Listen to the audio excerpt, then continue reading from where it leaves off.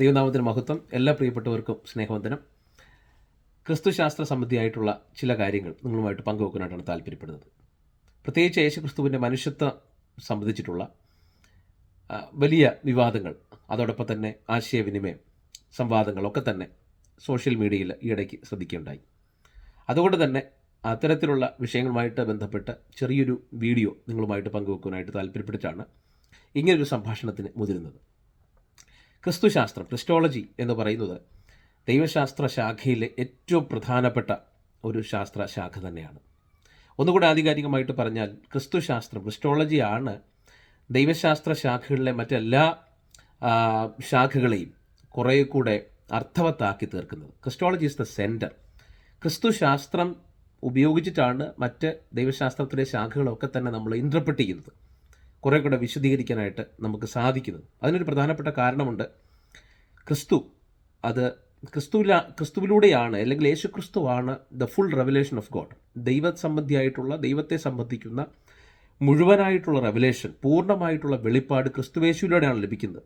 അതുകൊണ്ട് ക്രിസ്തു ശാസ്ത്രമാണ് ദൈവത്തെ എങ്ങനെയാണ് വ്യാഖ്യാനിക്കേണ്ടത്, ദൈവത്തെ എങ്ങനെയാണ് മനസ്സിലാക്കേണ്ടത്, പരിശുദ്ധാത്മാവിനെ എങ്ങനെയാണ് മനസ്സിലാക്കേണ്ടത്, സഭ എങ്ങനെ വ്യാഖ്യാനിക്കപ്പെടണമെന്നുള്ളത്, നമ്മുടെ സാൽവേഷൻ, രക്ഷ എങ്ങനെയായിരിക്കുന്നു എന്നൊക്കെ വ്യക്തമായി നമുക്ക് മനസ്സിലാക്കണമെങ്കിൽ വളരെ വ്യക്തതയോടുകൂടിയുള്ളൊരു ക്രിസ്തുശാസ്ത്രം നമുക്ക് ആവശ്യമാണ്. അതുകൊണ്ട് തന്നെ നാം ശ്രദ്ധിക്കുകയാണെങ്കിൽ മനസ്സിലാകുന്നത്, സഭാചരിത്രത്തിലെ ആദ്യത്തെ നൂറ്റാണ്ടുകളിലൊക്കെ തന്നെ ഈ പ്രധാനപ്പെട്ട സഭാ കൗൺസിലുകൾ, ഏകദേശം 4-5 നൂറ്റാണ്ട് വരെയുള്ള കാലഘട്ടത്തിൽ പ്രധാനപ്പെട്ട സഭാ കൗൺസിൽസ് ഒക്കെ തന്നെ കൂടിയപ്പോൾ അവരുടെ ഏറ്റവും പ്രധാനപ്പെട്ട ചർച്ചാ വിഷയം ക്രിസ്റ്റോളജി ആയിരുന്നു, ക്രിസ്തുശാസ്ത്രമായിരുന്നു. കാരണം ക്രിസ്തുവിനെക്കുറിച്ചുള്ള ആശയങ്ങൾ കൃത്യമായെങ്കിൽ മാത്രമേ ബാക്കി സഭയുടെ അടിസ്ഥാന ഉപദേശങ്ങളൊക്കെ തന്നെ രൂപീകരിക്കാനായിട്ട് പറ്റുള്ളൂ. ക്രിസ്തുശാസ്ത്രം ഇല്ലായെങ്കിൽ ട്രിനിറ്റിയെ നമുക്ക് ഡെവലപ്പ് ചെയ്യാനായിട്ട് കഴിയില്ല. അതുകൊണ്ട് തന്നെ ആദ്യത്തെ സഭാ കൗൺസിലുകളൊക്കെ തന്നെ ക്രിസ്തുശാസ്ത്രമാണ് പ്രധാനപ്പെട്ട ചർച്ചാ വിഷയം. അപ്പം ഞാൻ ഈ പറഞ്ഞു വരുന്നത്, ക്രിസ്തുശാസ്ത്രം നമുക്കൊരിക്കലും, അല്ലെങ്കിൽ ക്രിസ്തുശാസ്ത്രത്തിനുണ്ടാകുന്ന അടിസ്ഥാനപരമായ തെറ്റുകൾ മറ്റ് നമ്മുടെ വിശ്വാസ സംബന്ധിയായിട്ടുള്ള വിഷയങ്ങളെ ബാധിക്കും. ക്രിസ്തുശാസ്ത്രം തെറ്റിപ്പോയാൽ ദൈവത്തെക്കുറിച്ചുള്ള വെളിപ്പാട് മാറും, നമ്മുടെ രക്ഷയെക്കുറിച്ചുള്ള കാഴ്ചപ്പാടുകൾ തെറ്റിപ്പോകും, ട്രിനിറ്റി നമുക്ക് വ്യാഖ്യാനിക്കാനായിട്ട് കഴിയില്ല. ഈവൻ ദൈവവചനത്തെ പോലും മനസ്സിലാക്കുന്നതിന് തെറ്റുകൾ സംഭവിക്കാം, ക്രിസ്തുശാസ്ത്രം വ്യക്തമായി മനസ്സിലാക്കിയില്ല എങ്കിൽ. ഇനി ഞാൻ പറഞ്ഞു വരുന്നത്, ഇങ്ങനെ ക്രിസ്തുശാസ്ത്ര സംബന്ധിയായിട്ടുള്ള ധാരാളം കൗൺസിലുകൾ ആദ്യ നൂറ്റാണ്ടുകൾ നടന്നപ്പോൾ കാൽസിഡോണിയൻ കൗൺസിൽ ആണ് യഥാർത്ഥത്തിൽ ക്രിസ്തുവിനെ സംബന്ധിക്കുന്ന ആധികാരികമായ അവസാനത്തെ ചില വാക്കുകൾ നമുക്ക് വേണമെങ്കിൽ പറയാം. അവസാനത്തെ വാക്കുകൾ ആധികാരികമായി കൊണ്ടുവരുന്ന കാൽസിഡോണിയൻ കൗൺസിലാണ്. ആദ്യത്തെ കൗൺസിലുകൾ പിന്നെ നീഷ്യയിലുണ്ടായ കൗൺസിലും, അതുപോലെ തന്നെ പിന്നെ കോൺസ്റ്റാന്റിനോപ്പിൾ കൗൺസിൽ, എഫെസോസിലെ കൗൺസിലൊക്കെ നമുക്കറിയാം. ക്രിസ്തുവിനെ സംബന്ധിച്ചാണ് സംസാരിച്ചുകൊണ്ടിരുന്നതെങ്കിലും ഇത്തരത്തിൽ യേശു ക്രിസ്തുവിനെ സംബന്ധിക്കുന്ന വിവാദങ്ങൾക്കൊക്കെ അല്ലെങ്കിൽ അവർ അവസാനം കൊണ്ടുവന്നത് ഈ കാൽസിഡോണിയൻ കൗൺസിലാണ്. അപ്പോൾ ഇന്നുള്ള സഭാ സമൂഹങ്ങളിൽ കാത്തലിക്സ് ആകട്ടെ, ഓർത്തഡോക്സ് ക്രിസ്ത്യാനിറ്റി ആകട്ടെ, അതുപോലെ തന്നെ പ്രൊട്ടസ്റ്റൻ്റ് റിഫോർം ആയിട്ടുള്ള ട്രഡീഷൻസ് ആകട്ടെ, എല്ലാവരും ഒരു 95%, മോർ ദാൻ 95%, 95% ക്രിസ്ത്യൻസും ക്രിസ്തീയ സഭാവിഭാഗങ്ങളും ഫോളോ ചെയ്യുന്നത്, ക്രിസ്തുശാസ്ത്രം പഠിക്കാൻ ആധികാരികമായി എടുക്കുന്നത് കാൽസിഡോണിയൻ കൗൺസിലാണ്. അത് ദൈവവചനവുമായി വളരെ ചേർന്ന് നിൽക്കുന്നതാണ്. ദൈവവചനത്തിലുള്ള സത്യങ്ങളെ കുറേ കൂടെ ക്രമീകൃതമായിട്ട്, സിസ്റ്റമാറ്റിക്കായിട്ട് പഠിപ്പിക്കാൻ ആ കൗൺസിലിന് കഴിഞ്ഞു എന്നുള്ളത് വളരെ പ്രശംസനീയമായ ഒരു കാര്യം തന്നെയാണ്. അതൊരു കാൽസിഡോണിയൻ കൗൺസിലിൻ്റെ ക്രിസ്തുശാസ്ത്രം, അതിനടിസ്ഥാനമാക്കിയിട്ട് കൂടെയാണ് ചില കാര്യങ്ങൾ ഞാൻ നിങ്ങളുമായിട്ട് പങ്കുവെക്കാനായിട്ട് താല്പര്യപ്പെടുന്നത്. അപ്പോൾ ആരാണ് യേശുക്രിസ്തു, അല്ലെങ്കിൽ യേശുക്രിസ്തുവിൻ്റെ മനുഷ്യത്വം എവിടെ നിന്നാണ് വരുന്നത്? ദൈവവചനം നമ്മൾ മനസ്സിലാക്കുമ്പോൾ വളരെ കൃത്യമായി അറിയേണ്ട കാര്യം, യേശുക്രിസ്തുവിൻ്റെ മനുഷ്യത്വം നമ്മുടെ മനുഷ്യത്വത്തോട്, മറ്റേത് മനുഷ്യൻ്റെയും മനുഷ്യത്വത്തോട്, മാനുഷിക സ്വഭാവത്തോട് ചേർന്ന് നിൽക്കുന്നതാണ്. ക്രിസ്തു നമ്മോട് റിലേറ്റ് ചെയ്യാൻ, നാം ഏത് ജഡത്തിലാണോ വസിക്കുന്നത് അതേ ജഡം സ്വീകരിച്ചയാളാണ് യേശുക്രിസ്തു. ഇതാണ് ദൈവവചനത്തിൻ്റെ വ്യക്തമായ കാഴ്ചപ്പാട്. അതുകൊണ്ട് തന്നെ യേശുവിൻ്റെ മനുഷ്യത്വം മറിയയിൽ നിന്ന്, അവൻ്റെ അമ്മയായ മറിയയിൽ നിന്ന് യേശു സ്വീകരിച്ചു എന്ന് വേണം നമുക്ക് കരുതാൻ. കാരണം അവനൊരു പിതാവില്ലാതെ മറിയയിൽ നിന്ന് മാത്രം മറിയയിൽ പരിശുദ്ധാത്മാവ് പ്രവർത്തിച്ചിട്ട് ഉണ്ടായ ഒരു മനുഷ്യനായതുകൊണ്ട്, മനുഷ്യത്വമായതുകൊണ്ട് തന്നെ അവൻ്റെ മാനുഷിക സത്തകൾ തീർച്ചയായിട്ടും അവൻ്റെ അമ്മയായ മറിയയിൽ നിന്ന് വന്നു എന്ന് വേണം വചനത്തിൻ്റെ അടിസ്ഥാനത്തിലും ഞാൻ ഈ പറഞ്ഞ സഭാ കൗൺസിലിൻ്റെയൊക്കെ അടിസ്ഥാനത്തിൽ നമുക്ക് മനസ്സിലാക്കാനായിട്ട് കഴിയും. കുറച്ച് തെളിവുകൾ, കുറച്ച് വിവരണങ്ങൾ നിങ്ങളോട് പങ്കുവെക്കുമ്പോൾ നമുക്കത് കൂടുതൽ മനസ്സിലാവും. അതിനു മുൻപായിട്ട് ചില ഹെരസീസ് നമ്മൾ പഠിക്കണം. ആദ്യ നൂറ്റാണ്ടുകളിലുണ്ടായ ഒരു പ്രധാനപ്പെട്ട ഹെരസിയാണ് വാലന്റീനിസം എന്നുള്ളത്. വാലന്റീനിസം എന്ന് പറയുമ്പോൾ ഡൊസറ്റിസവും അതുപോലെ തന്നെ പ്ലേറ്റോണിസവും നമുക്കറിയാം. ഇതെല്ലാം ഏകദേശം ഒരു കുടക്കീഴിൽ വരുന്ന ദുരുപദേശങ്ങളൊക്കെ തന്നെയാണ്. വാലന്റീനിസം എന്ന് പറയുന്ന ദുരുപദേശത്തിൻ്റെ പ്രധാനപ്പെട്ട ആർഗ്യുമെൻറ്റ് മറിയയിൽ നിന്ന് യേശു സത്ത സ്വീകരിച്ചിട്ടില്ല എന്നുള്ളതാണ്. യേശു ക്രിസ്തുവിനുണ്ടായിരുന്ന ഒരു ഹെവൻലി ബോഡിയാണ്, ഒരു സ്പിരിച്വൽ ബോഡിയാണ്. മറിയയിലൂടെ യേശു ജനിച്ചു, എന്നാൽ മറിയയിൽ നിന്ന് ഒന്നും എടുത്തിട്ടില്ല എന്നൊരു വാദം അവർ കൊണ്ടുവന്നു. ഇത് യേശുക്രിസ്തു ജഡത്തിൽ പൂർണ്ണമായി വെളിപ്പെട്ടു എന്ന ദൈവവചനത്തിന് വിപരീതമായിട്ടുള്ളൊരു ആർഗ്യുമെൻ്റാണ്. യോഹന്നാന്റെ സുവിശേഷം നമ്മൾ വായിക്കുന്നുണ്ട്, യേശുക്രിസ്തു ജഡത്തിൽ വെളിപ്പെട്ടു എന്ന് വിശ്വസിക്കാത്ത ഏതൊരാത്മാവും ആൻറ്റി ക്രൈസ്റ്റാണ്, അന്തിക്രിസ്തുവിൻ്റെ ആത്മാവാണ് അവരിൽ ഭരിക്കുന്നത് പറയുന്നുണ്ട്. അത് ഡൊസറ്റിസത്തിനെതിരായിട്ടൊക്കെ യോഹന്നാൻ എഴുതിയ ഒരു വാദമാണ്. ഡൊസറ്റിസം ഒക്കെ പഠിപ്പിച്ചത് മാറ്റർ ഈസ് ഈവിൾ, ജഡം, ശരീരം എന്ന് പറയുന്നത് ഈവിളാണ്, ദോഷകരമാണ്, പാപം നിറഞ്ഞതായതുകൊണ്ട് ദൈവത്തിനൊരിക്കലും ഈ ജഡത്തിലേക്ക് വരാനായിട്ട് കഴിയില്ല എന്നൊക്കെയാണ് ഡൊസറ്റിസവും പ്ലേറ്റോണിസവും ഒക്കെ വിശ്വസിച്ചത്. അത് തന്നെയാണ്. ഐഡിയലായിട്ടുള്ളൊരു വേൾഡ്, ഒരു ലോകം അപ്പുറത്തുണ്ട്, അതിലേക്ക് പോവുക എന്നുള്ളതാണ്.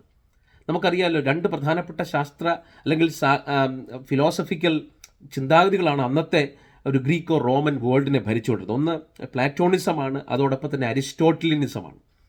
എന്താണ് ഈ പ്ലേറ്റോണിസം ഒരു ഐഡിയൽ വേൾഡ്, ഉയരത്തിലുള്ളൊരു ഐഡിയൽ വേൾഡിനെ കുറിച്ച് സംസാരിച്ചുകൊണ്ടിരുന്നു. ഇവിടെ നമ്മൾ കാണുന്നതൊക്കെ താൽക്കാലികമാണ്, ഇത് ദോഷകരമാണ്, ഇതൊന്നും യാഥാർത്ഥ്യമുള്ളതല്ല, ഇതൊന്നും റിയൽ അല്ല, മറിച്ച് അപ്പുറത്തൊരു ഐഡിയൽ വേൾഡ് ഉണ്ട് എന്നാണ് പ്ലേറ്റോ വാദിച്ചത്. എന്നാൽ അരിസ്റ്റോട്ടലിനെ സംബന്ധിച്ചിടത്തോളം നേരെ തിരിച്ചാണ്. അദ്ദേഹം ഇവിടെയുള്ള മെറ്റീരിയൽ വേൾഡിനെ കുറിച്ചിട്ടാണ് സംസാരിച്ചുകൊണ്ടിരുന്നത്. മെറ്റീരിയൽ, ഇവിടെയുള്ള ഈ ഭൗതികമായിട്ടുള്ളതാണ് ശാശ്വതമായിട്ടുള്ളതെന്നാണ് അരിസ്റ്റോട്ടലിൻ്റെ ഒരു പ്രധാനപ്പെട്ട വാദം.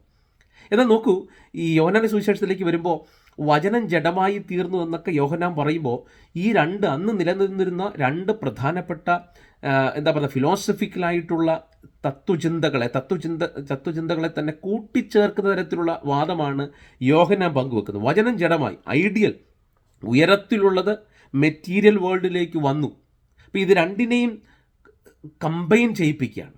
യോഹന്നാൻ പറയുകയാണ്, നമുക്ക് മെറ്റീരിയൽ വേൾഡും വേണം, ഐഡിയൽ വേൾഡും വേണം, ആത്മീകവും വേണം, ഭൗതികമായതും ആവശ്യമാണ്. ഇത് രണ്ടും വേർപെട്ട് കിടക്കാനായിട്ട് കഴിയില്ല. എന്ന് പറഞ്ഞാൽ കാണുവാൻ കഴിയുന്ന നഗ്നനേത്രങ്ങൾ കൊണ്ട് കാണുവാനും തൊടുവാനും രുചിക്കുവാനും നോക്കുവാനും ഒക്കെ കഴിയുന്ന ടാൻജിബിൾ ആയിട്ടുള്ള വേൾഡും ഇതും ഈ ഭൂമിയും ദൈവം സൃഷ്ടിച്ചതാണ്. ഇതിൽ തന്നെ ദോഷകരമല്ല, ഇതിൽ തന്നെ പാപമല്ല, ഇത് ദൈവം നല്ലതെന്ന് കണ്ട് സൃഷ്ടിച്ചതാണ്. ഈ ശരീരം ദൈവം സൃഷ്ടിച്ചതാണ്. അതുകൊണ്ട് തന്നെ ദൈവം സൃഷ്ടിച്ച ഈ ശരീരത്തെ വീണ്ടെടുക്കുന്നതിന് വേണ്ടി, ദൈവം സൃഷ്ടിച്ച ഈ ഭൂമിയെ വീണ്ടെടുക്കുന്നതിന് വേണ്ടി ഐഡിയൽ വേൾഡിൽ നിന്ന്, സ്പിരിച്വൽ വേൾഡിൽ നിന്ന് ഒരുവൻ താഴേക്ക് ഇറങ്ങി വന്നു.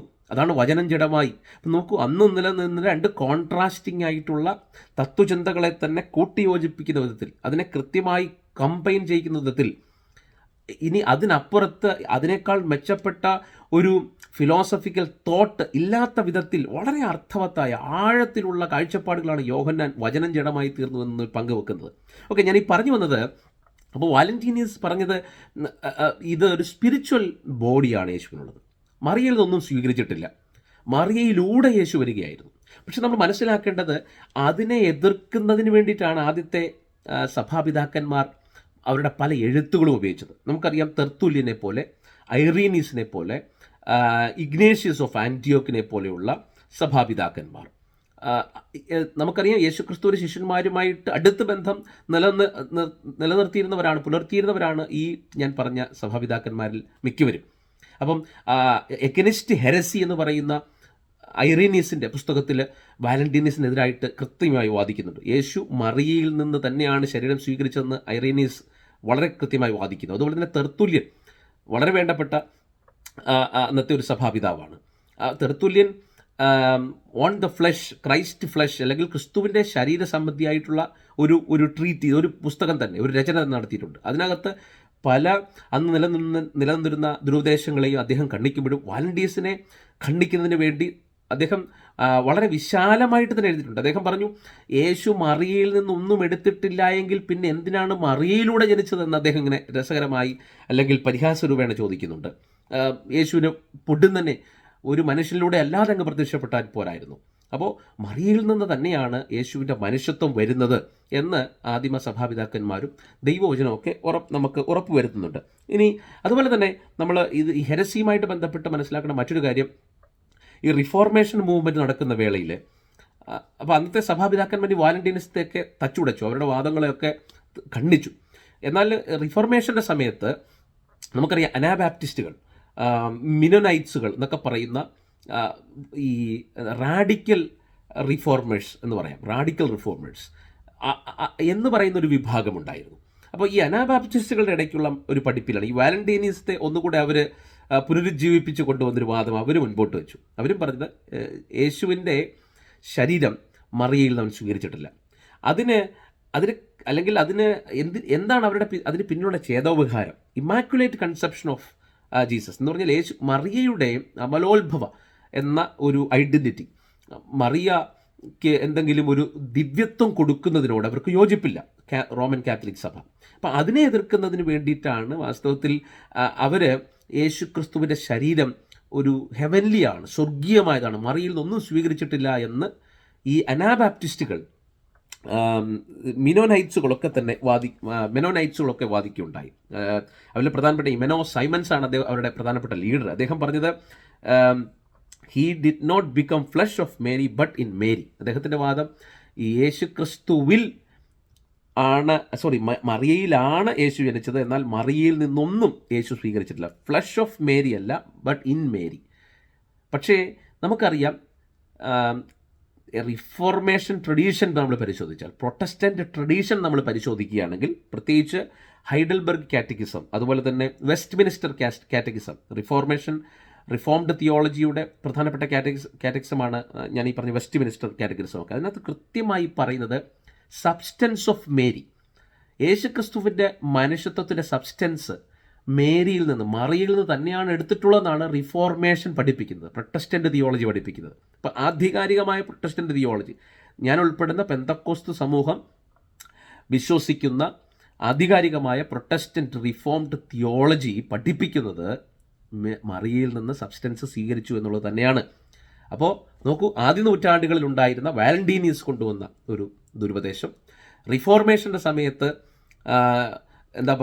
അനാബാപ്റ്റിസ്റ്റുകൾ മുൻപോട്ട് വെച്ച ഒരു ദുരുപദേശം, അതിനെ സഭാപിതാക്കന്മാർ ആദ്യകാലങ്ങൾ എതിർത്തെങ്കിൽ യഥാർത്ഥ ക്ലാസിക്കൽ റിഫോം ട്രഡീഷൻ അനാബാപ്റ്റിസ്റ്റുകളുടെ ഈ വാദത്തെ എതിർത്ത് അവരുടെ കാറ്റഗറിസിൽ തന്നെ അത് കൃത്യമായി കൺഫെഷൻ തന്നെ എഴുതി വച്ചിട്ടുണ്ട്. ഇനി ഞാൻ നിങ്ങളെ ഒന്ന് ബിബ്ലിക്കലായിട്ടുള്ള തിയോളജിക്കലായിട്ടുള്ള ഈ കാര്യങ്ങളൊന്ന് ക്രോഡീകരിച്ച് സംസാരിക്കാനാണ് താല്പര്യപ്പെടുന്നത്. ആരാണ് യേശു ക്രിസ്തു? ആരാണ് യേശു? ഭൂമിയിൽ വരുന്നതിന് മുൻപ്, ഭൂമിയിൽ ജഡാവതാരം സ്വീകരിക്കുന്നതിന് മുൻപ് ആരാണ് യേശു ക്രിസ്തു? നമുക്കെല്ലാവർക്കും അറിയാം, Jesus was one with his father, അല്ലേ? നമ്മൾ ചില വാക്യങ്ങൾ, യോഹന്നാന്റെ സുവിശേഷം 1-ാം വാക്യം, അല്ലെ, word was with God and word was God, വചനം ദൈവത്തോടു കൂടെയായിരുന്നു, വചനം ദൈവമായിരുന്നു എന്ന് നമ്മൾ കൃത്യമായി വായിക്കുന്നുണ്ട്. യോഹന്നാന്റെ സുവിശേഷം 10-ാം 30-ാം വാക്യം നമ്മൾ വായിക്കുന്നത് ഞാനും പിതാവും ഒന്നാകുന്നു. അതുപോലെ തന്നെ ഫിലിപ്പിയർ 2-ാം നമുക്കറിയാം, വളരെ പോപ്പുലറായിട്ടുള്ള വേദവാക്യമാണ് പിതാവിനോട് സമത്വം ഉണ്ടായിരുന്നവൻ, തുല്യത ഉണ്ടായിരുന്നവനാണ് യേശു ക്രിസ്തു. അപ്പോൾ ജഡാവതാരത്തിന് മുൻപ് യേശു ആരായിരുന്നു എന്ന് മനസ്സിലാക്കേണ്ട വളരെ ഇമ്പോർട്ടൻ്റ് കാര്യമാണ്. അത് ഫാദറുമായിട്ട് അല്ലെങ്കിൽ പിതാവുമായിട്ട് വൺ ഇൻ എസെൻസ്, ഹോമോസിയോസ്, പിതാവുമായിട്ട് ഒരു സത്ത പങ്കിട്ടിരുന്ന ദൈവത്തിൽ നിന്നുള്ള ദൈവപുത്രൻ, അല്ലെങ്കിൽ എറ്റേണിറ്റി പാസ്റ്റിൽ പിതാവായ ദൈവം എപ്പോഴെല്ലാം ഉണ്ടായിരുന്നു അപ്പോഴെല്ലാം ഉണ്ടായിരുന്ന ആരംഭമില്ലാത്തവനായിട്ടുള്ള ദൈവപുത്രൻ, പിതാവിനോട് തുല്യതയുള്ള ദൈവപുത്രൻ. അങ്ങനെയാണ് ദൈവവചനം ട്രഡീഷനും ഒക്കെ വളരെ കൃത്യമായി നമ്മളെ പഠിപ്പിക്കുന്നത്. ഇതാണ് ക്രിസ്തു യേശുവിൻ്റെ സ്റ്റാറ്റസ്. അല്ലാതെ യേശു ക്രിസ്തുവിന് നേരത്തെ നിലനിന്നിരുന്ന ഒരു മനുഷ്യത്വം ഉണ്ടായിരുന്നു എന്ന് പറയുന്നത് വളരെ വികലമായ ഒരു വ്യാഖ്യാനമാണ്. അത് ഒരു ദുരുപദേശത്തിൻ്റെ എല്ലാ നിറവുമുള്ള ഒരു വ്യാഖ്യാനമാണ് യേശുക്രിസ്തുവിന് പ്രീ എക്സിസ്റ്റൻറ്റ് ഹ്യൂമാനിറ്റി ഉണ്ടായിരുന്നു എന്നുള്ളത്. അങ്ങനെയല്ല, യേശുക്രിസ്തു ദൈവത്തോട് തുല്യനായിരുന്നു. ദൈവത്തിൽ നിന്ന് അല്പം പോലും താഴ്ചയില്ലാത്തവനായി, പിതാവായ ദൈവത്തിൽ നിന്ന് അല്പം പോലും താഴ്ചയില്ലാത്തവൻ, എല്ലാവിധത്തിലും തുല്യതയുള്ള ദൈവപുത്രനായിരുന്നു എന്നാണ് നമ്മൾ മനസ്സിലാക്കുന്നത്. One with Father, one homoousios, എസെൻസിൽ ഊസിയായിൽ ഒന്നായിട്ടുള്ള ഒരു പുത്രനായിരുന്നു ജഡാവതാരത്തിന് മുൻപ് യേശുക്രിസ്തു മനസ്സിലാക്കാം. എന്നാൽ what happens in the incarnation, ജഡാവതാരത്തിൽ യേശുക്രിസ്തുവിന് എന്താണ് സംഭവിക്കുന്നത് നമ്മൾ മനസ്സിലാക്കുക. അപ്പോൾ ജഡാവതാരം, യേശുക്രിസ്തു സ്വീകരിച്ച ജഡം, ശരീരം എപ്രകാരമുള്ള ശരീരമാണ് അത് നമ്മൾ മനസ്സിലാക്കണം. അതിനു മുൻപ് എന്താണ് ജഡാവതാരം സംഭവിക്കുന്നത് നമുക്കറിയാം. യേശുക്രിസ്തു ദൈവമായിരിക്കുന്ന പ്രിവിലേജസ് ഉപേക്ഷിച്ചിട്ട് ദൈവത്വം അല്ലെങ്കിൽ ദൈവത്വത്തിലുള്ള എല്ലാ പ്രിവിലേജസും ഉപേക്ഷിച്ചിട്ട് അവൻ തന്നെത്താൻ ഒഴിച്ച് മനുഷ്യത്വം സ്വീകരിക്കുകയാണ്. നമുക്കറിയാം, ദൈവത്വം യേശു ഉപേക്ഷിക്കുന്നില്ല. ദൈവമായിരിക്കുമ്പോൾ തന്നെ ദൈവത്തോടുള്ള സമത്വം ഉപേക്ഷിച്ചു, അല്ലെങ്കിൽ പ്രിവിലേജസ് ഉപേക്ഷിച്ചു. ദൈവമായിരിക്കുന്ന ഗ്ലോറി ഉപേക്ഷിച്ചു, ദൈവത്വം ഉപേക്ഷിച്ചിട്ടില്ല. ഒരിക്കലും ദൈവത്വം ഉപേക്ഷിക്കാനായിട്ട് കഴിയില്ല. അപ്പം അങ്ങനെ ദൈവമായിരിക്കുമ്പോൾ തന്നെ മഹത്വം ഉപേക്ഷിച്ചിട്ട് മനുഷ്യത്വം സ്വീകരിക്കുകയാണ്. അപ്പോൾ ദർ ഇസ് നോ സബ്ട്രാക്ഷൻ. നമ്മൾ തിയോളജിയിൽ പറയാറുണ്ട്, there is no subtraction of divinity but addition of humanity. ഇതാണ് ഇതിൻ്റെ തിയോളജിക്കൽ ഫോർമുല. ഡിവിനിറ്റിയുടെ സബ്ട്രാക്ഷൻ ഇല്ല, ഡിവിനിറ്റി മാറ്റിവെക്കുന്നില്ല, മറിച്ച് ഡിവിനിറ്റി നിൽക്കുമ്പോൾ തന്നെ മനുഷ്യത്വം സ്വീകരിക്കുന്നു. ഹ്യൂമാനിറ്റിയെ അവൻ സ്വീകരിക്കുന്നു, ഹ്യൂമാനിറ്റിയെ അസ്യൂം ചെയ്യുന്നു. അതാണ് യേശുവിൽ സംഭവിച്ചത്. അപ്പം ഇൻകാർണേഷനിൽ അതാണ് സംഭവിക്കുന്നത്. അപ്പം ഇനി അന്ന് വരെ അവനില്ലാതിരുന്ന ഒരു ഹ്യൂമാനിറ്റി നമ്മുടെ രക്ഷയ്ക്ക് വേണ്ടി നമ്മോടുള്ള സ്നേഹം കൊണ്ട്, അപ്പോൾ നമ്മളിവിടെ മനസ്സിലാക്കേണ്ടത് ഇത് ദൈവത്തിൻ്റെ നമ്മോടുള്ള സ്നേഹമാണ് കാണിക്കുന്നത്, അനന്തമായ വാത്സല്യത്തെയും കരുണയുമാണ് കാണിക്കുന്നത്. നമ്മെ അവനോട് ചേർക്കാൻ, നമ്മെ അവൻ്റെ അല്ലെങ്കിൽ അവനിൽ നിന്ന് ഒരിക്കലും വേർപെടുത്താനാകാത്ത ദൈവികമായ ബന്ധത്തിൽ നമ്മെ വേർപെടുത്താനാകാത്ത വിധത്തിൽ ഒന്നാക്കി തീർക്കാൻ, നമ്മെ അവനോട് വിളക്കി ചേർക്കേണ്ടതിന്, പത്രോസിൻ്റെ ലേഖനത്തിൽ നമ്മൾ വായിക്കുന്ന പോലെ നാം അവൻ്റെ സ്വഭാവത്തോട് അല്ലെങ്കിൽ അവൻ്റെ partakers of his divine nature എന്നാണ്, അവൻ്റെ സ്വഭാവത്തിൻ്റെ അംശികളായി മാറേണ്ടതിന് ഒരു അനന്ത സാധ്യത കൽപ്പിച്ചുകൊണ്ട് നമ്മെ അവനോട് ചേർത്ത് വെക്കുന്നൊരു പ്രക്രിയയാണ്. മനുഷ്യത്വത്തെ ദൈവത്വത്തോട് മനുഷ്യത്വം ചേർത്ത് വെക്കുന്നൊരു പ്രക്രിയയാണ്. തിയോളജിയിൽ നമ്മളതിനെ വൈക്കാരിയസ് ഹ്യൂമാനിറ്റി എന്ന് പറയും. അവന് വേണ്ടിയിട്ടുള്ളൊരു ഹ്യൂമാനിറ്റി അല്ല, നമ്മുടെ ഹ്യൂമാനിറ്റിയാണ്, നമ്മുടെ മനുഷ്യത്വമാണ് അവൻ ചേർത്ത് വെക്കുന്നത്. അത് വൈക്കാരിയസ് ആണ് എന്ന് പറഞ്ഞാൽ ഒരു റെപ്രസെൻറ്റേറ്റീവ് ഹ്യൂമാനിറ്റിയാണ്, മറ്റുള്ളവരെ റെപ്രസെൻ്റ് ചെയ്യുന്ന. വൺസ് ഫോർ ഓൾ, ഒരിക്കലായിട്ട് ഒരുവൻ എല്ലാവർക്കും വേണ്ടി തൻ്റെ ദൈവത്തോട് ചേർത്ത് വെക്കുന്നൊരു ഹ്യൂമാനിറ്റിയാണ്. ഇനി ചോദ്യം, ജഡാവതാര സമയത്ത് എപ്രകാരമുള്ള ഒരു ഹ്യൂമൻ ഫ്ലഷാണ് യേശു സ്വീകരിച്ചതെന്ന് നമ്മൾ മനസ്സിലാക്കണം. എന്നാൽ മാത്രമേ മറിയയിൽ നിന്ന് സത്ത സ്വീകരിച്ചോ ഇല്ലയോ എന്ന് നമുക്ക് പഠിക്കുവാനായിട്ട് കഴിയുള്ളൂ. അപ്പം യേശുവിന് ഡിവിനിറ്റിക്ക് ആരംഭമില്ല, അവൻ പിതാവിന് തുല്യനാണ്. എന്നാൽ ഹ്യൂമാനിറ്റിക്ക് ആരംഭമുണ്ട് എന്നുള്ളതാണ് ഇൻകാർണേഷൻ വളരെ വ്യക്തമായി മനസ്സിലാക്കുന്നത്. എത്തരത്തിലുള്ള ഹ്യൂമാനിറ്റിയാണ് ഇനി യേശു സ്വീകരിച്ചതെന്ന് ചില വാക്യങ്ങൾ നിങ്ങളോടൊന്ന് ഒന്ന് വായിച്ച് കേൾപ്പിക്കാനായിട്ട് താല്പര്യപ്പെടുന്നു. അതിന് മനസ്സിലാക്കാനായിട്ട്, യേശുക്രിസ്തുവിനുണ്ടായിരുന്ന ശരീരം വാസ്തവത്തിൽ നമുക്കറിയാം, ഈ പാപത്തിന് ശേഷം പോസ്റ്റ് ആഡമിക് അല്ലെങ്കിൽ പോസ്റ്റ് ഫോളൻ അല്ലെങ്കിൽ പാപം വന്നതിന് ശേഷമുള്ള ഒരു മനുഷ്യ ശരീരം എപ്രകാരമൊക്കെയാണോ അതിൻ്റെ പരിണിത ഫലങ്ങൾ ആ ശരീരത്തിന്മേൽ അനുഭവിക്കാൻ കഴിയുക, അത്തരത്തിലുള്ള ശരീരമായിരുന്നു യേശു സ്വീകരിച്ചു എന്നുള്ളത് വളരെ വ്യക്തമാണ്. ചില വാക്യങ്ങൾ ഞങ്ങൾ വായിക്കാം. എബ്രായ ലേഖനം 2-ാം അധ്യായം അതിൻ്റെ 14-15 വാക്യം.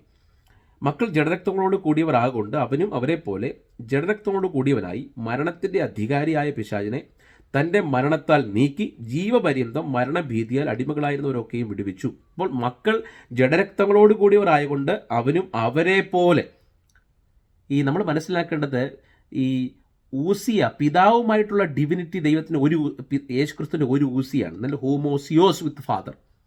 അവൻ പിതാവുമായി ഒരു സത്ത പങ്കിടുന്നത് പോലെ തന്നെ മനുഷ്യരുമായും ഒരു സത്ത പങ്കിടുന്നു. അങ്ങനെ മനസ്സിലാക്കാം. അപ്പോൾ he is not only homoousios with his Father, is also homoousios with human beings. നമ്മുടെ സത്ത അവൻ പങ്കിടുന്നു എന്ന് വേണം നമ്മൾ മനസ്സിലാക്കാൻ. അത് തന്നെ ഇവിടെ പറയുന്നത്. അപ്പോൾ ഇതിന് പറയാണ് തൻ്റെ മരണത്താൽ. അപ്പോൾ മരിക്കാൻ കഴിഞ്ഞൊരു ശരീരം, മരിക്കുവാൻ കഴിയുന്നൊരു ശരീരമാണ് യേശുവിനുണ്ടായിരുന്നത്. ഏത് ശരീരത്തിനാണ് മരിക്കാൻ കഴിയുക, അല്ലെങ്കിൽ ഏത് ശരീരത്തിനാണ് മരണം എന്നൊരവസ്ഥയുള്ളത്? ഫോളൻ ഹ്യൂമൻ നേച്ചർ, പാപത്താൽ പങ്കിലമായ പാപത്തിൻ്റെ പരിണിത ഫലമാണ് മരണം എന്നുള്ളത് വളരെ വ്യക്തമാണ്. അങ്ങനെയാണെങ്കിൽ യേശു സ്വീകരിച്ച ശരീരത്തിന് മരിക്കാൻ കഴിയുമായിരുന്നുവെങ്കിൽ അത് ആഫ്റ്റർ ഫോളൻ, ആദമിൻ്റെ പാപത്തിന് ശേഷം ഏത് ശരീരമാണോ മനുഷ്യർക്കുണ്ടായിരുന്നത് അതേ ശരീരമാണ് യേശു സ്വീകരിച്ചത്.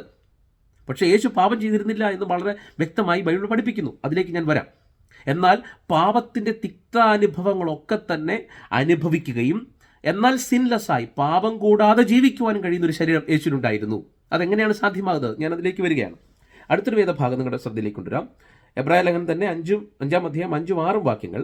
ക്രിസ്തു തൻ്റെ ഐഹിക കാലത്ത് തന്നെ മരണത്തിൽ നിന്ന് രക്ഷിപ്പാൻ കഴിയുന്നവനോട് ഉറച്ച നിലവിളിയോടും കണ്ണുനീരോടും കൂടെ അപേക്ഷയും അഭയാചനയും കഴിക്കുകയും ഭയഭക്തി നിമിത്തം ഉത്തരം ലഭിക്കുകയും ചെയ്തു. പുത്രനെങ്കിലും താൻ അനുഭവിച്ച കഷ്ടങ്ങളാൽ അനുസരണം പഠിച്ചു. നോക്കൂ, നേരത്തെ വാക്യത്തിൽ നമ്മൾ വായിച്ചത് ജഡരക്തങ്ങളോട് കൂടിയവനായി നമ്മെപ്പോലെയുള്ള മരിക്കാൻ കഴിയുന്ന, ഇവിടെ കഷ്ടങ്ങൾ അനുഭവിക്കാൻ കഴിയുന്ന, കഷ്ടങ്ങൾ അനുഭവിക്കുക, അത് ഒരു ഫോളൻ ഹ്യൂമൻ നേച്ചറിന് മാത്രമേ കഷ്ടമുള്ളൂ. പാപത്തിന് മുൻപുള്ള ശരീരത്തിൽ ഒരിക്കലും കഷ്ടം അനുഭവിക്കാനായിട്ട് കഴിയില്ല. കഷ്ടപ്പാട്, രോഗം, ദുരിതം, ഇതൊക്കെ പാപത്തിന് ഫലമായിട്ട് വീഴ്ച വന്ന ലോകത്തുണ്ടായതാണ്, ദൈവിക ശാപങ്ങളാണ് എന്ന് മനസ്സിലാക്കാം. അതേ ശരീരമാണ് യേശു ഉണ്ടായിരുന്നത്. അവൻ കഷ്ടങ്ങൾ അനുഭവിച്ചു. ഇനി റോമാലേഖനം 1:3, ജഡം സംബന്ധിച്ച് ദാവീദിന്റെ സന്തതിയിൽ നിന്ന് ജനിച്ചു. ദാവീദിന്റെ സന്തതി എന്ന് കൃത്യമായി പറയുകയാണ്. Is profoundly deeply related to us.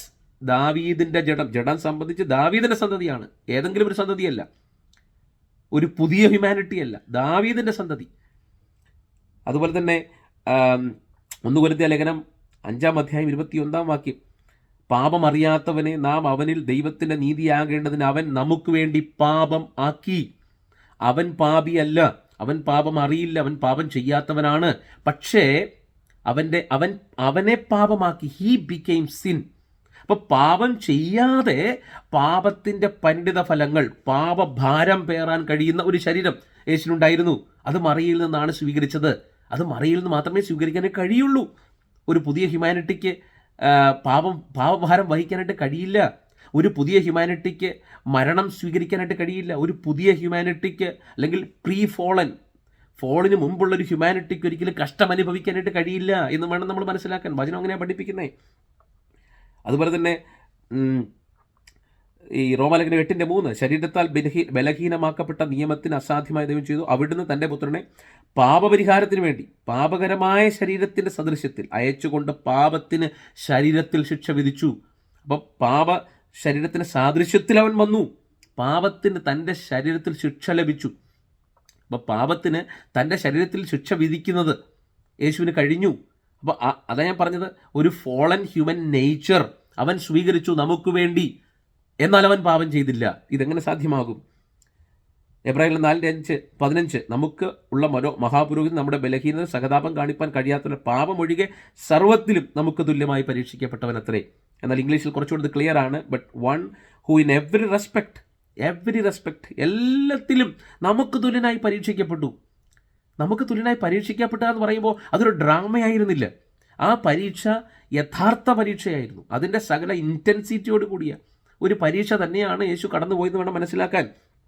എന്നാൽ അവൻ പാപം വിത്തൗട്ട് സിൻ, പാപം ഒഴികെ സകലത്തിലുമെന്നാണ് നമ്മൾ മലയാളത്തിൽ വായിക്കുന്നെങ്കിലും ഇംഗ്ലീഷിൽ എല്ലാ ട്രാൻസ്ലേഷനിലും വിത്തൗട്ട് സിൻ. അവൻ പാപം ചെയ്തില്ല. അവൻ പരീക്ഷിക്കപ്പെട്ടപ്പോഴും അവൻ പാപം ചെയ്തില്ല എന്നാണ് അതിൻ്റെ അർത്ഥം. അപ്പോൾ ഞാൻ പറഞ്ഞു എന്താണ്? കഷ്ടം അനുഭവിക്കാൻ കഴിയുന്ന, മരിക്കാൻ കഴിയുന്ന, പാപം ചെയ്യാതെ തന്നെ പാപം വഹിക്കാൻ കഴിയുന്ന, പാപത്തിൻ്റെ തിക്താനുഭവങ്ങളൊക്കെ വഹിക്കാൻ കഴിയുന്ന, കണ്ണുനീരൊഴുക്കാൻ കഴിയുന്ന, അതുപോലെ തന്നെ നമ്മൾ വായിക്കുന്ന വിയർക്കാൻ കഴിയുന്ന, അല്ലേ, വിയർപ്പ് ഒക്കെ പാപത്തിൻ്റെ പരിണിത ഫലമായി ഉണ്ടായിട്ടുള്ള കഷ്ടപ്പാടിനെ കാണിക്കുന്നൊരു കാര്യമാണ്. അപ്പോൾ അങ്ങനെ കഴിയുന്ന ഒരു ശരീരമാണ് യേശുവിനുണ്ടായിരുന്നത്. ജഡരക്തങ്ങളോടുകൂടിയ ശരീരം. ദാവീദിന്റെ സന്തതിയാണ്, ഒടുക്കത്തെ ആദാമാണെന്നൊക്കെയാണ് പറയുന്നത്. ഒരു പുതിയ ആദാമല്ല, അല്ലെങ്കിൽ എന്താ പറയുന്നത്, ആ ഒടുക്കത്തെ ആദാമായിട്ട് തന്നെ വരികയാണ്. അപ്പം ആദാമ് സംഭവിച്ച പാപത്തെ പേറുന്നതിന്, പാപത്തിൻ്റെ അല്ലെങ്കിൽ അതിൻ്റെ ഭാരത്തെ പേറുവാൻ കഴിയുന്ന ഒടുക്കത്തെ ആദാമായിട്ടാണ് ദൈവപുത്രൻ പ്രത്യക്ഷപ്പെടുക എന്നാണ് നമ്മളോട് വായിക്കുന്നത്. അപ്പോൾ ഈ സത്ത അല്ലെങ്കിൽ ഇതെല്ലാം സ്വീകരിക്കണമെങ്കിൽ, ഇതെല്ലാം ചെയ്യാൻ കഴിയണമെങ്കിൽ തീർച്ചയായിട്ടും യേശു ക്രിസ്തു മറിയയിൽ നിന്ന് സത്ത സ്വീകരിക്കണം. അതാണ് ഇത്. എൻ്റെ ഒരു വാദമല്ല, ഇതാണ് റിഫോംഡ് തിയോളജിയും പഠിപ്പിക്കുന്നത്. ഇപ്പോൾ ഇമ്മാക്കുലേറ്റ് കൺസെപ്ഷൻ ഓഫ് മേരി അല്ലെങ്കിൽ മറിയയുടെ അമലോത്ഭവ ആ ഐഡൻറ്റിറ്റിയെ സപ്പോർട്ട് ചെയ്യാതെ തന്നെ, അതിനെ അംഗീകരിക്കാതെ തന്നെ റിഫോംഡ് പ്രൊട്ടസ്റ്റൻ്റ് തിയോളജി മുൻപോട്ട് വെക്കുന്ന ആശയമാണ് ഞാൻ ഈ പറഞ്ഞു വരുന്നത്. ഇതൊരു പുതിയ പഠിപ്പിക്കലല്ല, ദൈവവചനത്തിലുള്ളതും നമ്മുടെ പിതാക്കന്മാർ പഠിപ്പിച്ചതുമായ ആധികാരികമായ ഒരു കാര്യമാണ് പഠിപ്പിക്കുന്നത്. ഇനി നമ്മൾ മനസ്സിലാക്കേണ്ട മറ്റൊരു കാര്യം, ഈ അവൻ്റെ ബർത്തിൽ സംഭവിച്ച എങ്ങനെയാണ് ഈ പാപമംഗലമായ ഒരു ശരീരം ഏറ്റെടുക്കുകയും എന്നാൽ പാപം ചെയ്യാതിരിക്കാൻ കഴിയുക എന്നുള്ളത് നമ്മൾ വളരെ കൃത്യമായിട്ട് മനസ്സിലാക്കണം. കാരണം ഈ പാപം അല്ലെങ്കിൽ മനുഷ്യത്വം സ്വീകരിച്ച വ്യക്തി ആരാണ്? ദൈവപുത്രനാണ്. നമ്മൾ നേരത്തെ പറഞ്ഞ കാൽസിഡോണിയൻ കൗൺസിലിൻ്റെ ക്രിസ്റ്റോളജി പഠിക്കുകയാണെങ്കിൽ പ്രധാനപ്പെട്ട മനസ്സിലാക്കുന്നത്, യേശു മനുഷ്യത്വം സ്വീകരിച്ചു, പക്ഷേ ഒരു പുതിയ മനുഷ്യനെയല്ല യേശു സ്വീകരിച്ചത്. മനുഷ്യത്വം സ്വീകരിച്ചു, അത് ഫ്ലഷ് ആൻഡ് സോൾ, ഒരു മനുഷ്യനുള്ള അവൻ്റെ സോൾ, അതുപോലെ തന്നെ ബോഡി, അവൻ്റെ അകമേയുള്ള മനുഷ്യൻ, നമ്മൾ പറയാം അകമേയുള്ള മനുഷ്യനെയും പുറമേ ഉള്ള മനുഷ്യനെയും യേശു സ്വീകരിച്ചു. പക്ഷേ മനുഷ്യനെ ഒരു പുതിയ മനുഷ്യനെ സ്വീകരിച്ചില്ല. കാരണം അതുകൊണ്ടാണ് Christ in one person but to natures എന്നത് കാൽസിഡോണിയൻ കൗൺസിൽ പറയുന്നത്. One person but to natures, ദൈവത്വവും മനുഷ്യത്വവുമുള്ള ഒരു മനുഷ്യനെന്നല്ല, ഒരു വ്യക്തി എന്ന് വേണം പറയാൻ. ഒരു വ്യക്തിയിൽ in one person to natures, രണ്ട് വ്യക്തികൾ അവിടെ ഇല്ല. അപ്പം ദൈവപുത്രനാണ് ഇവിടുത്തെ പേഴ്സൺ. അപ്പം ദൈവപുത്രനാണ് ഈ മനുഷ്യത്വത്തിന് ഒരു പേഴ്സണാലിറ്റി കൊടുക്കുന്നത്. അപ്പം ഞാൻ ഈ പറഞ്ഞു വരുന്നൊരു ആശയം, പാപത്തിൻ്റെ പരിണിത ഫലങ്ങളൊക്കെയുള്ള ജഡം സ്വീകരിക്കുമ്പോഴും പാപം ചെയ്യാതിരിക്കുന്നൊരു കാരണമുണ്ട്. കാരണം ഈ ജഡം സ്വീകരിക്കുന്ന ആ ജഡത്തിന് പേഴ്സണാലിറ്റി കൊടുക്കുന്നയാൾ ദൈവപുത്രനാണ്. നമ്മൾ അങ്ങനെ മനസ്സിലാക്കണ്ടേ? കാരണം നേച്ചർ അല്ല ഒരിക്കലും പാപം ചെയ്യുന്നത്, മറിച്ചൊരു പേഴ്സണാണ് പാപം ചെയ്യുന്നത്. ഉദാഹരണം പറഞ്ഞാൽ, നമ്മുടെ തിയോളജിയിലൊക്കെ കുഞ്ഞുങ്ങൾ, പ്രത്യേകിച്ച് റിഫോംഡ് അല്ലെങ്കിൽ പ്രൊട്ടസ്റ്റൻ്റ് തിയോളജിയിൽ കുഞ്ഞുങ്ങൾ പാപരഹിതരാണെന്ന് പറഞ്ഞാൽ അവരിൽ പാപമംഗലമായ ഒരു ജഡം ഉണ്ട് എന്ന് നമ്മൾ വിശ്വസിക്കുന്നു. പക്ഷേ നമ്മൾ പറയുകയാണ് കുഞ്ഞുങ്ങൾ മരിച്ചു പോയാൽ സ്വർഗത്തിൽ പോകില്ലേ? നമ്മൾ പോകുമെന്നാണ് പറയുന്നത്. കാരണം എന്താ? അവർ പാപം ചെയ്യാത്തത് കൊണ്ട്. അപ്പം നമ്മൾ മനസ്സിലാക്കേണ്ടത്, ആദമ്യ പാപം ഒരു മനുഷ്യനിലേക്ക് പ്രവേശിക്കുന്നു എന്ന് പറയുമ്പോൾ ഒരിക്കലും ആദം ചെയ്ത പാപത്തിൻ്റെ ഗിൽറ്റ് അല്ല ഒരു കുഞ്ഞിലേക്ക് പ്രവേശിക്കപ്പെടുന്നത്, മറിച്ച് ആദം കൈമാറുന്നത് കറപ്ഷനാണ്, എന്ന് പറഞ്ഞാൽ മരണം എന്ന് വേണമെങ്കിൽ പറയാം. അപ്പോൾ ആദമിൻ്റെ പാപം തലമുറകളിലേക്ക് പകരപ്പെടുന്നത് ആദമിൻ്റെ ഗിൽറ്റ് അല്ല. ഒന്നുകൂടെ പറഞ്ഞാൽ, ഞാൻ ഇന്ന് മരിക്കുന്നത് ആദമിൻ്റെ പാപത്തിൻ്റെ കാരണമായിട്ടാണ്. കാരണം ഞാൻ പാപം ചെയ്താലും പാപം ചെയ്തില്ലെങ്കിൽ ഞാൻ മരിക്കും. കാരണം എനിക്ക് ആദമ്യ നേച്ചർ ഉള്ളത് കൊണ്ട് ഞാൻ മരിക്കും. പക്ഷേ ഞാൻ ശിക്ഷിക്കപ്പെടുന്നത്, എനിക്കൊരു ശിക്ഷാവിധിയുണ്ട്. അവനവൻ ശരീരത്തിലിരിക്കുമ്പോൾ ചെയ്തത് നല്ലതാകലും തീയതാകലും. അപ്പം എൻ്റെ പണിഷ്മെൻറ്റ്, എൻ്റെ ജഡ്ജ്മെൻ്റ് ഉണ്ടാകുന്നത് ഞാൻ ചെയ്ത പാപങ്ങൾക്ക് അനുസരണമായിട്ടാണ്. അപ്പോൾ മരണമാണ് വാസ്തവത്തിൽ ആദമിൽ നിന്ന് സകലിലേക്കും പകരപ്പെടുന്നത്. ആ മരണമെന്ന കറപ്ഷൻ എന്ന ഫോളൻ ഹ്യൂമൻ നേച്ചർ, അല്ലെങ്കിൽ വേണമെങ്കിൽ നമുക്ക് പാപം ചെയ്യാനുള്ള ടെൻഡൻസിയും വരുന്നു എന്ന് വേണമെങ്കിൽ പറയാം. അതുകൊണ്ടാണ് കുഞ്ഞുങ്ങൾ പാപം ചെയ്യാത്തവരല്ലാത്തത് കൊണ്ട്, കുഞ്ഞുങ്ങൾക്ക് പക്വത ഉണ്ടാകുന്നത് വരെ അവർ പാപികളല്ല എന്ന് നമ്മൾ പറയാൻ കാരണം, പാപത്തിൻ്റെ നേച്ചർ, മരണം, പാപത്തിൻ്റെ കൊണ്ടുവന്ന പരിണിത ഫലങ്ങളെല്ലാം അവരിലുണ്ടെങ്കിലും as a person a child does not sin. ഒരു വ്യക്തി എന്നുള്ള നിലയ്ക്ക് ആ കുഞ്ഞ് പാപം ചെയ്യുന്നില്ല. അപ്പോൾ പേഴ്സൺ ആണ് പാപം ചെയ്യുന്നത്, നേച്ചർ അല്ല എന്ന് വേണം നമ്മൾ മനസ്സിലാക്കാൻ. അപ്പോൾ ഫോളൻ ഹ്യൂമൻ നേച്ചർ, പാപമംഗലമായ അല്ലെങ്കിൽ പാപത്തിൻ്റെ പരിണിത ഫലങ്ങളെല്ലാം അനുഭവിക്കുന്ന ജഡമേശു സ്വീകരിച്ചപ്പോഴും ആ പേഴ്സൺ എന്നുള്ളത്, ഏത് പേഴ്സണാണ് സ്വീകരിക്കുന്നത്? ദൈവപുത്രനാണ്. അതുകൊണ്ട് രണ്ട് പേഴ്സൺ അവിടെ ഇല്ല. ദൈവപുത്രനാണ് ഈ മനുഷ്യത്വത്തിന് ഒരു പേഴ്സണാലിറ്റി കൊടുക്കുന്നത്. അതുകൊണ്ടാണ് അവൻ സിൻലെസ് എന്ന് പറയുന്നത്. ദൈവപുത്രൻ ഒരിക്കലും സിൻഫുൾ അല്ല, അവൻ ദൈവമാണ്. ദൈവപുത്രനാണ്, അവനൊരിക്കലും പാപിയാകാനായിട്ട് കഴിയില്ല. അതുകൊണ്ടാണ് നമ്മൾ റോമാലേഖനത്തിൽ വായിച്ചത് ദൈവം അവനെ പാപിയാക്കിയില്ല. പാപം അറിയാത്തവനെ, ദാറ്റ് ഈസ് പേഴ്സൺ, പാപമാക്കി. പക്ഷെ അവന് പാപത്തിൻ്റെ ജഡമുണ്ട്. പാപത്തിൻ്റെ പരിണിതഫലമായി വന്ന ജഡം അവന് വഹിക്കാനായിട്ട് കഴിയുന്നു എന്ന് പറയുന്നത് കൊണ്ടാണ്. അപ്പം ഈ പേഴ്സൺ ആൻഡ് നേച്ചർ നമ്മൾ വ്യക്തമായിട്ട് മനസ്സിലാക്കുക. ദൈവപുത്രനാണ് പാപത്തിൻ്റെ ജഡം, ശിക്ഷ അനുഭവിക്കാനായിട്ട് സ്വീകരിക്കുന്നത്. അതുകൊണ്ട് തന്നെ ഒരിക്കലും ദൈവം പാപം ചെയ്യില്ല, ദൈവപുത്രൻ പാപം ചെയ്യാനായിട്ട് കഴിയില്ല. പക്ഷേ അവൻ സ്വീകരിച്ച ഹ്യൂമാനിറ്റിക്കകത്ത് പാപത്തിൻ്റെ എല്ലാവിധമായ ഭാരവും പാപത്തിൻ്റെ എല്ലാവിധമായിട്ടുള്ള പരിണിത ഫലങ്ങളുമുണ്ട്. അവൻ ദൈവപുത്രനായ ആ വ്യക്തിയോട് അത് ചേർത്ത് വച്ചിട്ട് അതിനെ വാസ്തവത്തിൽ ശുദ്ധീകരിക്കുകയാണ്, അല്ലെങ്കിൽ അതിനെ ശിക്ഷ വിധിക്കുകയാണ്. അങ്ങനെ തന്നെ കാണുന്നത് അല്ലേ? തൻ്റെ ജഡത്തിൽ അതിനെ ശിക്ഷ വിധിക്കുകയാണ്.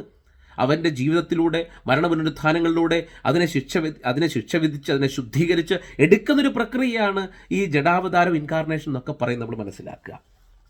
അപ്പോൾ യേശുവിൻ്റെ മരണത്തിലേക്ക് വരുമ്പോഴത് കുറെ കൂടെ വ്യക്തമാണ്. നമ്മുടെ പാപങ്ങൾ കാരണമാണ് യേശു മരിക്കുന്നത്.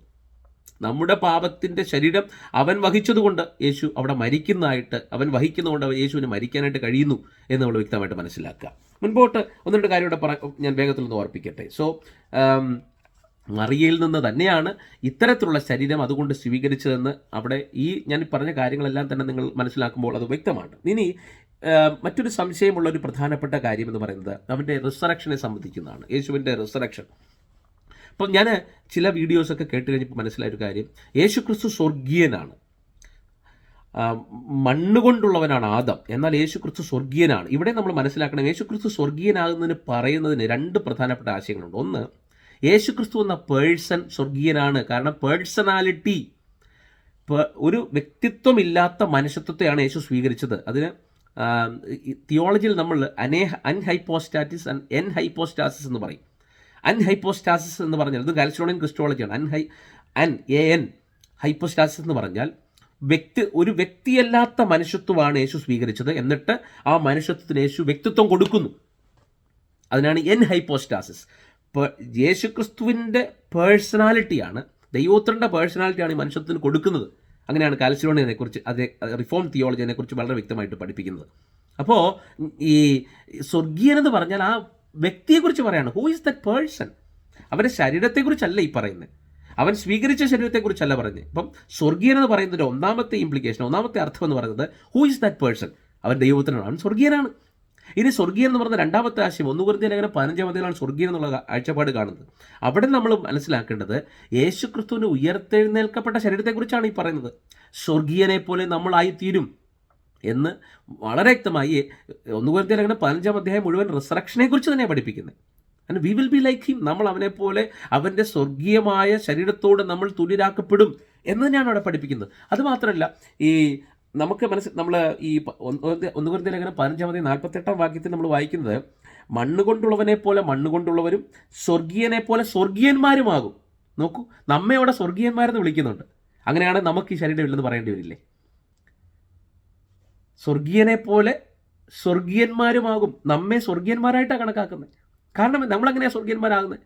കാരണം നാം ദൈവത്തിൻ്റെ മക്കളായതുകൊണ്ട്, നാം ഉയരത്തിൽ നിന്ന് വന്ന ഒരു ആത്മാവ് നമുക്കുള്ളത് കൊണ്ട്.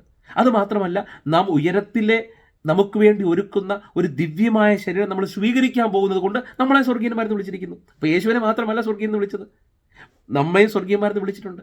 അതേ അർത്ഥത്തിലാണ് യേശുവിനെ വിളിക്കുന്നത്. അവൻ ഉയരത്തിൽ നിന്ന് വന്നവനാണ്, ദൈവപുത്രനാണ്. അത് മാത്രമല്ല, ഉയർത്തെഴുന്നേൽപ്പിന് ശേഷം അവന് സ്വർഗീയമായ ശരീരം കിട്ടി, അതുകൊണ്ടാണ് അവൻ സ്വർഗീയനാകുന്നത്. അല്ലാതെ നേരത്തെ ഒരു ശരീരം സ്വർഗത്തിൽ നിന്ന് കൊണ്ടുവന്നത് കൊണ്ടല്ല. അങ്ങനെ സ്വർഗത്തിൽ നിന്ന് കൊണ്ടുവരുന്ന ശരീരത്തിന് വേർക്കാൻ കഴിയില്ല, മരിക്കാൻ കഴിയില്ല, കഷ്ടമനുഭവിക്കാൻ കഴിയില്ല. അത് നമ്മുടെ ശരീരത്തിനെ കഴിയുള്ളൂ. പാപത്താൽ കറപുരണ്ട ശരീരത്തിന് മാത്രമേ അത് കഴിയുള്ളൂ. അതാണ് യേശു ക്രിസ്തു നമുക്ക് വേണ്ടി ചെയ്തതെന്ന് നമ്മൾ മനസ്സിലാക്കുക. അപ്പോൾ ഇനി ഗ്ലോറിഫൈഡ് ബോഡിയെക്കുറിച്ചാണ് അവിടെ പറയുന്നത്. അതെ, നമ്മുടെ പാപത്താൽ മലിനമാക്കപ്പെട്ട നമ്മുടെ ശരീരം, ജഡം അവൻ സ്വീകരിച്ച് പാപം ചെയ്യാതിരുന്നിട്ട് കൂടി അവൻ മരണമനുഭവിച്ച് ഇതിനെ പുതുതാക്കുകയാണ് യേശു ക്രിസ്തു. ഒരു സ്വർഗീയമായ ശരീരം അവൻ ഉയർത്തെഴുന്നേൽപ്പിൽ പ്രാപിക്കുന്ന കാഴ്ചയാണ് നമ്മൾ 1 കൊരിന്ത്യർ ലേഖനം 15 കാണുന്നത്. ഇനി ഈ ഉയർത്തെഴുന്നേൽക്കപ്പെട്ട ശരീരം പോലും അതൊരു എന്താ പറയുന്നത്, സ്പിരിച്വൽ ബോഡിയാണ്. എന്നാൽ ആ സ്പിരിച്വൽ ബോഡിക്ക് പോലും ഒരു ഹ്യൂമൻ നേച്ചറുണ്ട്, ഒരു ഹ്യൂമാനിറ്റി ഉണ്ട് അവിടെ. എന്തുകൊണ്ടാണെന്നറിയാമോ? ഉയർത്തെഴുന്നേൽക്കപ്പെട്ട യേശു തോമാസിനോട് പറയുന്നത്, നീ എൻ്റെ അടുത്ത് വന്ന് എന്നെ തൊടുക എന്നാണ് പറയുന്നത്. ഭൂതങ്ങൾക്ക് എനിക്കുള്ളതുപോലെ മാംസവും അതുപോലെ തന്നെ അസ്ഥികളുമൊന്നുമില്ല എന്ന് പോലും വളരെ യേശു കൃത്യമായി പറയുകയാണ്. അപ്പോൾ ഉയർത്തെഴുന്നേൽക്കപ്പെട്ട ബോഡി പോലും, ശരീരം പോലും അതൊരു എന്താ പറയുക, സ്പിരിച്വലാണ്, ആത്മീകമാണ്, സ്വർഗീയമാണെങ്കിൽ കൂടി അതൊരു മെറ്റീരിയലാണ്. അതെങ്ങനെയാണ് നമുക്ക് അതിൻ്റെ ആധികാരികമായ കുറിച്ചുള്ള കാഴ്ചപ്പാട് നമുക്കറിയാം. പക്ഷെ നമ്മൾ ഒന്ന് മനസ്സിലാക്കണം, അത് സിമിലർ ടു ദിസ് ബോഡി, പക്ഷെ ഡിഫറൻ്റ് ആണ്. ഈ ശരീരത്തിനോട് സാമ്യപ്പെടുത്താൻ കഴിയുന്നതാണ്, കാരണം കൈയും കാലും ഒക്കെ ഉണ്ടതിന്, പക്ഷേ അത് ഡിഫറൻ്റ് ആണ്, ഓഫ് എ ഡിഫറെൻറ്റ് കൈൻഡ്. ഒരു തരത്തിലുള്ള എന്താ പറയുന്നത്, ഒരു ക്വാളിറ്റി ഉള്ളൊരു ശരീരത്തെക്കുറിച്ചാണ് യേശു ഇവിടെ പറയുന്നത്. അപ്പോൾ ഉയർത്തെഴുന്നേൽക്കപ്പെട്ട ശരീരം സ്വർഗീയ ശരീരമാണ്. അത് പാപത്താൽ മലിനമാക്കപ്പെട്ടതോ മറിയയിൽ സ്വീകരിച്ചിട്ടുള്ളതോ അല്ല എന്ന് വേണം നമ്മൾ മനസ്സിലാക്കാൻ. ഉയർത്തെഴുന്നേൽക്കപ്പെട്ട ശരീരം എന്നാൽ യേശു ജനിക്കുകയും ജീവിക്കുകയും മരിക്കുകയും ചെയ്ത ശരീരം മറിയയിൽ നിന്ന് സ്വീകരിച്ചിട്ടുള്ള ശരീരം തന്നെയാണ്. കാരണം എങ്കിൽ മാത്രമേ രക്ഷ പൂർണ്ണമാകുകയുള്ളൂ, എങ്കിൽ മാത്രമേ അവൻ നമുക്ക് തുല്യനാകുകയുള്ളൂ. ഇല്ല എങ്കിൽ യേശുവിൻ്റെ പരീക്ഷകൾ, യേശു അനുഭവിച്ച കഷ്ടാനുഭവങ്ങൾ, യേശുവിൻ്റെ മരണമൊക്കെ ഡ്രാമയാണ്, ഒരു നാടകമായി മാറ്റേണ്ടി വരും. യേശുവിൻ്റെ പരീക്ഷ വളരെ നിസ്സാരമായിരുന്നു. അവൻ ദൈവപുത്രനായതുകൊണ്ട് അവൻ നിസ്സാരമായി അതിനെ നേരിട്ടു എന്നൊക്കെയാണ് ഞാൻ ഇടയ്ക്ക് കേട്ടത്. അങ്ങനെ നിസ്സാരമായി നേരിടുകയോ? അങ്ങനെയാണെങ്കിൽ മരണത്തെ യേശു നിസ്സാരമായിട്ടാണോ നേരിട്ടെ? മരണത്തിൻ്റെ വേദനയൊന്നും അവൻ അനുഭവിച്ചില്ലേ? അങ്ങനെ നമുക്കൊരിക്കലും പറയാനായിട്ട് കഴിയില്ല. നമ്മളവിടെ എബ്രായ ലേഖനത്തിലൊക്കെ വായിക്കുന്നത് അവൻ കഷ്ടാനുഭവങ്ങളിൽ തികഞ്ഞവനായി തീർന്നു എന്നുള്ളതാണ്. അവൻ വളരെ വിലാപത്തോടും നിലവിളിയോടും കൂടെ. അപ്പം യേശുക്രിസ്തു മരിച്ചത് ഒരു മനുഷ്യന് അനുഭവിക്കാൻ കഴിയുന്നതിലും അപ്പുറമായിട്ടുള്ള വേദന അനുഭവിച്ചു. That was A real pain. അങ്ങനെ ഈസി ആയിട്ട് നേരിടുകയല്ല. അതെന്തിനാ അങ്ങനെ? നമ്മോടുള്ള സ്നേഹം അവിടെ കാണിക്കുന്നത്, മനുഷ്യനോടുള്ള സ്നേഹമാണ് ദൈവം അവിടെ കാണിക്കുന്നത്, യേശുക്രിസ്തു അവിടെ കാണിക്കുന്നത്. അപ്പോൾ യേശു ജനിച്ചപ്പോൾ ഭൂമിയിലേക്ക് വരുവാൻ സ്വീകരിച്ചത് മറിയയിൽ നിന്നെടുത്ത ഒരു ശരീരമാണ്. അതിന് മറിയ അമലോത്ഭവയാക്കേണ്ട കാര്യമില്ല. മറിയയിൽ നിന്ന് പാപമുള്ള, അല്ലെങ്കിൽ എന്താ പറയുന്നത്, പാപത്താൽ മലിനമാക്കപ്പെട്ട ഒരു ശരീരം, ഫോളൻ ഹ്യൂമൻ നേച്ചർ, ഈ എന്താ പറയുന്നത്, ഒരു റിഫോംഡ് തിയോളജി അല്ലെങ്കിൽ പ്രൊട്ടസ്റ്റൻ്റ് തിയോളജി അനുസരിച്ച് സിൻഫുൾ ഹ്യൂമാനിറ്റി എന്ന് പറയുന്നതിനേക്കാളും യേശു ഒരു ഫോളൻ ഹ്യൂമൻ നേച്ചർ. കാരണം സിൻഫുൾ എന്ന് പറഞ്ഞാൽ അവൻ പാപം ചെയ്തിട്ടില്ലല്ലോ. ഫോളൻ എന്ന് പറഞ്ഞാൽ വീഴ്ച കൊണ്ട് പാപം കൊണ്ട് എന്തെല്ലാം പ്രശ്നങ്ങൾ ആ ശരീരത്തിനുണ്ടോ, ആ ശരീരം മുറിവേറ്റ ശരീരം, തകർക്കപ്പെട്ട ശരീരം, അത് യേശു സ്വീകരിക്കുകയാണ്. മറിയയിൽ നിന്നാണ് സ്വീകരിക്കാൻ കഴിയുള്ളൂ. ഇല്ല, മറിയ അല്ലെങ്കിൽ ഇനി മറ്റൊരു സ്ത്രീയിൽ നിന്നേ സ്വീകരിക്കാനായിട്ട് കഴിയുള്ളൂ. അങ്ങനെയാണ് യേശു ഭൂമിയിലേക്ക് വന്നത്. യേശു ജീവിച്ചതും മരിച്ചതുമൊക്കെ ആ ശരീരത്തിലാണ്. എന്നാൽ ഉയർത്തെഴുന്നേൽക്കപ്പെട്ട ശരീരത്തെക്കുറിച്ചാണ് സ്വർഗീയ ശരീരം എന്ന് പറയുന്നത്. അത് നാമും പ്രാപിക്കും. നാമും ഈ ശരീരത്തിൽ മരിച്ച് കഴിയുമ്പോൾ ഈ ശരീരം ഇവിടെ അവസാനിക്കുകയും എന്നാൽ ഇതിനോട് സാമ്യമുള്ളതും വ്യത്യസ്തമായിട്ടുള്ളൊരു സ്വർഗീയ ശരീരം കർത്താവ് നമുക്കും തരും. അതാണ് നമ്മുടെ പ്രത്യാശ. അപ്പോൾ ക്രിസ്തുശാസ്ത്ര സംബന്ധിയായിട്ടുള്ള ചില കാര്യങ്ങളാണ് നമ്മളിവിടെ പങ്കുവെക്കാനായിട്ട് താല്പര്യപ്പെട്ടത്. ഇതൊരു അല്പം ലോങ് വീഡിയോ ആണെന്ന് തോന്നുന്നു. നിങ്ങൾക്ക് സംശയങ്ങളുണ്ടെങ്കിൽ തീർച്ചയായിട്ടും കമൻറ്റുകളിലൂടെ ചോദിക്കാം. പക്ഷേ സോഷ്യൽ മീഡിയയിൽ എപ്പോഴും ഒരു ഡെക്കോറം കീപ്പ് ചെയ്യുന്നത് വളരെ നന്നായിരിക്കും. അതുകൊണ്ടാണ് പലപ്പോഴും പല കാര്യങ്ങളിലും വന്ന് വീഡിയോ ചെയ്യാൻ താല്പര്യമുണ്ടെങ്കിലും മടി കാണിക്കുന്ന കാര്യം. ആളുകൾ പലപ്പോഴും വളരെ പേഴ്സണലായിട്ട് വ്യക്തിപരമായിട്ടൊക്കെയാണ് ഇതിനെ കാണുന്നത്. അങ്ങനെ എടുക്കേണ്ട കാര്യം, നമ്മൾ ആശയസംബന്ധിയായിട്ടുള്ള കാര്യങ്ങൾ അല്ലെങ്കിൽ ഉപദേശപരമായ കാര്യങ്ങൾ വളരെ വളരെ പരസ്പര ബഹുമാനത്തോടു കൂടി സ്നേഹത്തിൽ നമുക്കിതൊക്കെ പങ്കുവെക്കുകയും നമ്മുടെ സംശയങ്ങൾക്ക് പരിഹാരം കണ്ടെത്തുകയും ചെയ്യാം. ദൈവം നമ്മളെല്ലാവരും അനുഗ്രഹിക്കട്ടെ. അപ്പം യേശുക്രിസ്തുവിനെ സംബന്ധിക്കുന്ന അടിസ്ഥാനപരമായ പുതുതായിട്ടൊന്നും നമ്മൾ പഠിപ്പിക്കേണ്ട കാര്യമില്ല. ഒന്നും പുതുതായിട്ട് പഠിപ്പിക്കേണ്ട കാര്യം. ഞാൻ പറഞ്ഞല്ലോ, കാൽസിഡോണിയൻ കൗൺസിൽ വന്നപ്പോൾ ഏകദേശം ഒരു അവസാന വാക്കെന്നുള്ള നിലയിൽ തന്നെ ക്രിസ്തുവിനെക്കുറിച്ചുള്ള ഒരു കൃത്യമായ ഒരു തിയോളജി അവിടെ രൂപം കൊണ്ടു. അതിനുശേഷം പിന്നീട് ഇങ്ങോട്ട് എല്ലാ സഭാ സമൂഹങ്ങളും പിന്തുടരുന്നത് അവിടെ ഉണ്ടായ ക്രിസ്തുവിനെക്കുറിച്ചുള്ള ഒരു ദൈവശാസ്ത്ര ബോധം തന്നെയാണ്. അത് ദൈവവചനത്തിന് നിരക്കുന്നതായതുകൊണ്ടാണ്, ബൈബിളിന് നിരക്കുന്നതായതുകൊണ്ടാണ് നമ്മളും അത് സ്വീകരിക്കുകയും പഠിപ്പിക്കുകയും ചെയ്യുന്നത്. ദൈവം നമ്മളെ അനുഗ്രഹിക്കുമാറാകട്ടെ. അതുകൊണ്ട് യേശുക്രിസ്തു അവൻ നിത്യനാണ്, പിതാവിന് തുല്യനാണ്. അവൻ്റെ ദൈവത്വത്തിന് ആരംഭമില്ല. എന്നാൽ മനുഷ്യനായി ഭൂമിയിലേക്ക് വന്നപ്പോൾ അവൻ്റെ മനുഷ്യത്വത്തിന് ആരംഭം ഉണ്ടായി. ദൈവത്വം അവിടെ അവസാനിക്കുന്നില്ല. ദൈവത്വത്തോട് മനുഷ്യത്വം ചേർത്ത് വെക്കുകയായിരുന്നു. എന്നിട്ടും അവൻ ഒരാളായിരുന്നു, ഒരു പേഴ്സണായിരുന്നു. അതുകൊണ്ടാണ് ഫോളൻ ഹ്യൂമൻ നേച്ചർ അവനെ സ്വീകരിക്കാൻ കഴിയുകയും പാപം ചെയ്യാതിരിക്കാൻ അവന് കഴിയുകയും ചെയ്തത് വൺ ഹ്യൂമൻ, വൺ പേഴ്സൺ ആയതുകൊണ്ടാണ്.